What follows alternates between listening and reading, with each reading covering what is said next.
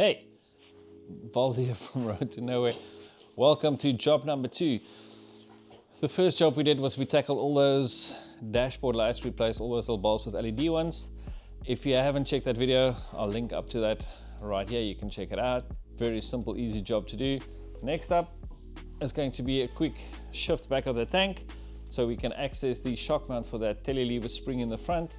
Just want to see what that rubber mount looks like on top. But of course, genius me, I haven't taken my bags off from last weekend's ride, and also the tank bag is still on and the bike's super dirty, so hopefully we can wash that bike over the weekend.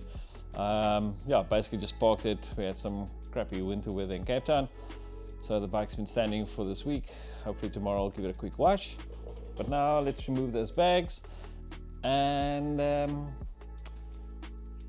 get that tank pushed back, remove the seat and see what we can see. Stick around.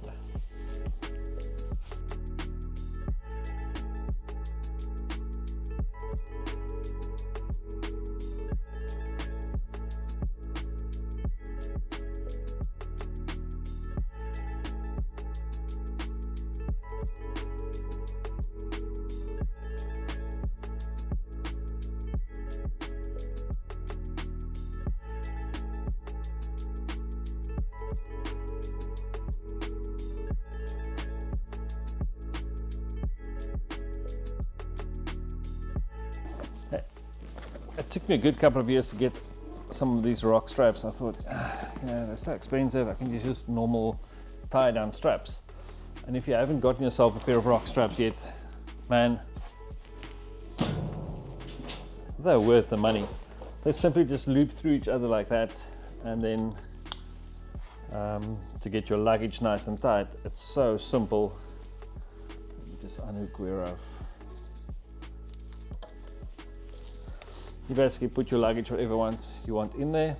Oops, I clipped this in the wrong way around. And you just pull tight and that thing flip and holds it tight. So you get two ones. You get these ones for bigger luggage and you get thinner ones for smaller luggage straps. They just kind of loop into itself like that on the other side. And that is perfect. So I just normally clip them in together like this and store them together so you don't lose the ends. But if you haven't gotten rock straps yet, get some. I must say I'm pretty impressed with these bags from Desert Fox. So they are quite inexpensive. I think this is the Storm 700 yards, so you get 35 liters each side. They're fairly inexpensive waterproof bags. Didn't have money for the Turkana bags when I bought these. I like to support local. Meekness, if you're hearing me. Anyways, so yeah, these work pretty well for now.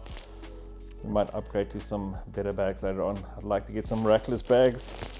The 1150 looks so much better if you take these luggage racks off. Same thing, a little cheapy Temu tank bag. I've got the original BMW bag, but it's such a big bag, and this tank is already so big. I don't want to put another huge bag on it. That, I mean, I suppose it's fine if you're touring and stuff, but if you're doing off-road riding like we do, that thing just gets in the way, man. You can't get your standing position right.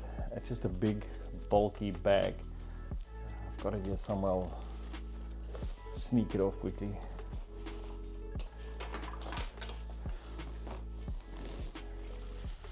This is also, like I said, a little cheapy Temu bag. It works quite well. The Neo 2 drone fits in perfectly.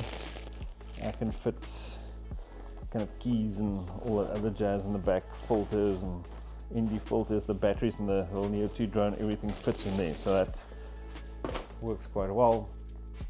Let's just see where that tank bag is. Old BMW helmet, served me well for like 7-8 years. I've got a nice Lead helmet now that my wife gifted me for an anniversary gift, so very happy for that. Thank you, baby. Still got the original tail mount that goes on there, that flips up like that, and then your top box sits there. But I mean, it just doesn't look nice. It just looks bulky and clunky. So that's why I never wear it. I'll put it on the bike. Where's the top box? Let's get that out quickly.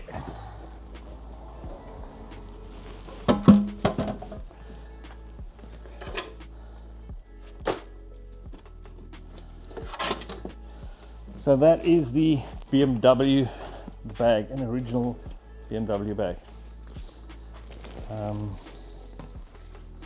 It goes wrong this way. Do I have it the wrong way around? Yeah, this one, sorry.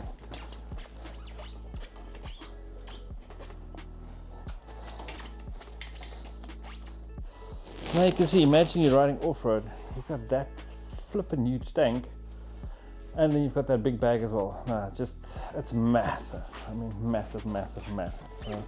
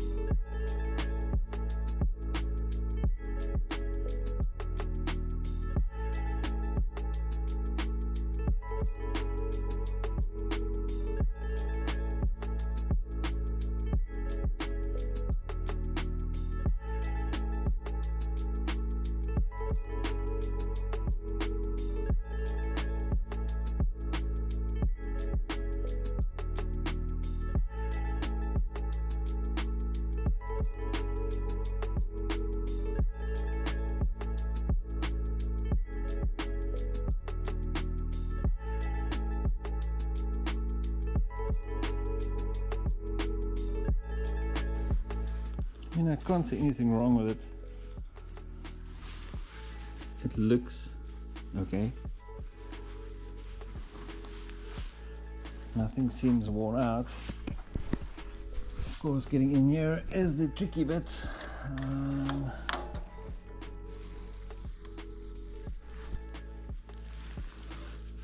Everything looks okay. It's like dry.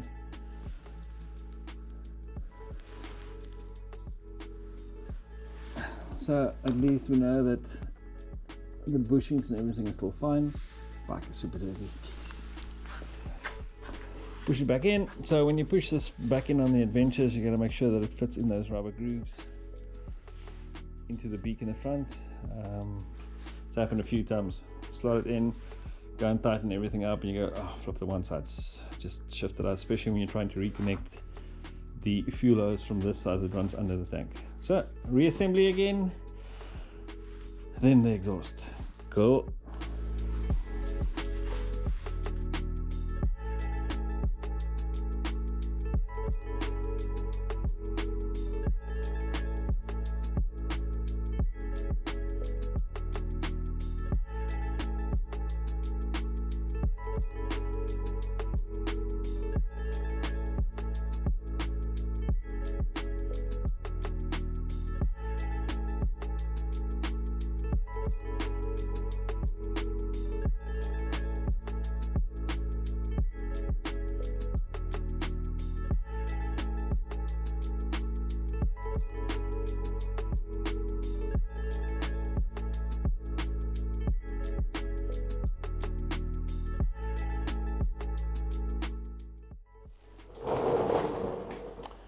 Okay, job number 2 is done.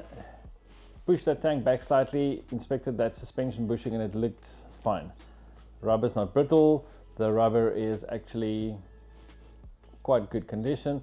So the question now is, do you spend that money on doing a suspension upgrade, even if I have a shock build, and not buy something like a Touratech or kind of one of the name brand stuff, the Ohlins?